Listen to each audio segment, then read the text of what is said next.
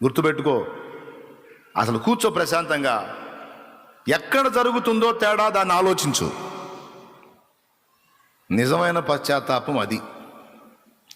అసలు ఎక్కడ నేను తేడా పడుతున్నా, ఎక్కడ బ్యాలెన్స్ మిస్ అవుతున్నా, ఏ పాయింట్ను బట్టి నేను ఇలా వీక్ అవుతున్నా,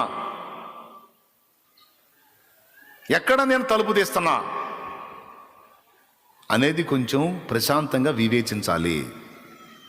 అవసరమైతే ఒంటరిగా ఏకాంతంగా దేవునితో కూర్చోవాలి. ఇది దేవుడు చెప్తున్న పద్ధతి.